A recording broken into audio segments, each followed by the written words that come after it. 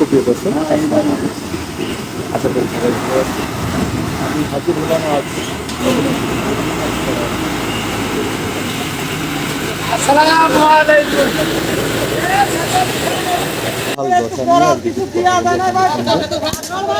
এখন যে রাস্তাটি দেখছেন, এই রাস্তাটি মাইজপাড়া স্কুল ছেড়ে কিছুটা সামনে এগিয়ে বটুক ডাক্তারের বাড়ির সামনে, এপাশে সেলিম ভাইয়ের বাড়ির সামনে পিছনে যে জায়গাটা, এই জায়গাটা দীর্ঘ যাবৎ ধরে আসলে ভাঙাচোরা অবস্থায় পড়ে আছে।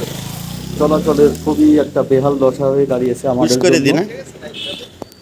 একটা ব্যস্ততম রাস্তা, নড়াইল টু বোনাগাতি যে মেন সড়ক, সেই মেন সড়ক সাইড দেখে মনে হতে পারে একটা অল্প পাড়াগা গ্রামের কোনো কাটা রাস্তা, সেরকম মনে হতে পারে। আসলে তা না, এটা পিচের রাস্তা। এই রাস্তাটা গত কয়েক বছর যাবৎ ভেঙে পড়ে আছে। এইভাবে সংস্কার মাঝে করা হয়েছে আর কি। কিছু ইট দিয়ে তারা এখানে চলে যায়। আসলে ওই ইট দেওয়ার এখানে কোনো কাজ হয় না। এখানে শক্তপুক্তভাবে যদি রাস্তাটা না করা হয়, মানব চলাচল খুবই একটা কষ্টসাধ্য ব্যাপার হয়ে দাঁড়িয়ে যাবে। দেখেনি যে ভ্যানে করে মা এবং শিশু যাচ্ছে, কত কষ্ট করে এখান দিয়ে যাতায়াত করতে হয়।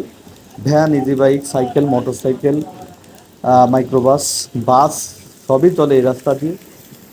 সবথেকে বড় কথা আছে, মাইজপাড়া হাটটা একটা অনেক বড় হাট, বৃহত্তর একটা হাট যেহেতু, সেখানে প্রতি হাটের দিন এই জায়গাটা প্রায় দুর্ঘটনা ঘটে।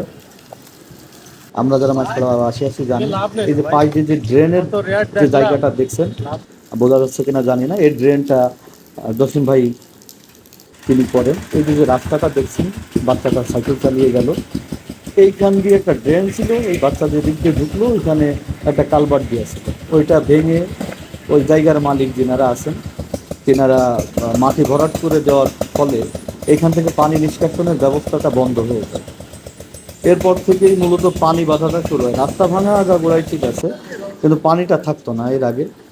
এই যখন ড্রেন সিস্টেমটা বন্ধ হয়ে গেছে, তখন থেকে আর মূলত এই পানি যে বেঁধে আছে, পানি কোনো সাইডে বেরোনোর জায়গা নাই। এখন সবারই সচেতন হওয়া উচিত আমাদের। রাস্তার দুই পাশ দিয়ে দেখেন, এই যে বাড়িটা দেখছেন, রাস্তা পর্যন্ত নিয়ে আসছে।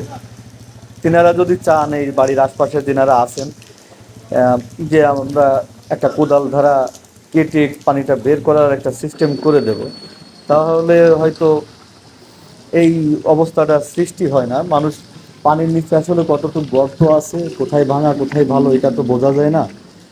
আমি নিজেও কয়েকবার এই রাস্তা দিয়ে যাতায়াত সময় পড়ে গেছি। এর আগে আমার একটা লাইভ করা ছিল এই রাস্তা নিয়ে।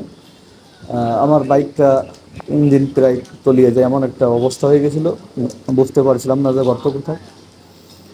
দেখেন, এখান দিয়ে ভ্যান যোগে, হেঁটে, মোটরসাইকেলে সর্ববয়সী সবাই যাতায়াত করে। মাইক্রোবাস অথবা বড় যানবাহন যাওয়ার পরে মনে হয় যে এটা একটা সমুদ্রের ঢেউ। হ্যাঁ, আসলে সমুদ্রের ঢেউ এটা না, এটা আমাদের মাইজপাড়া। তো আমি ঊর্ধ্বতন সবারই দৃষ্টি আকর্ষণ করব, আপনাদের যদি সুনজরে আসে আমাদের এই রাস্তাটা, অবশ্যই আপনারা চেষ্টা করবেন। আমি মাইজপাড়া ইউনিয়নের একজন নাগরিক হিসেবে আমার আবেদন, দাবি থাকবে যে আপনারা এই রাস্তাটাকে অতি দ্রুত নজরে আনবেন এবং রাস্তাটা সারানোর ব্যবস্থা করবেন। কারণ আমাদের যাতায়াত খুবই একটা দুর্বিষহ ব্যাপার হয়ে দাঁড়িয়েছে। দুই পাশ দিয়ে যে পরিবেশ, হেঁটে যাওয়ারও কোনো অবস্থা নাই। শত শত স্টুডেন্ট লেখাপড়া করে, এই রাস্তা ব্যবহার করে তাদের আশা লাগে। তো সর্বদিক বিবেচনা করে অবশ্যই আপনাদের সুনজর আমাদের পরে থাকবে, আগেও ছিল। ইনশাল্লাহ আপনাদের কাছে এতটুকু দাবি আমরা মনে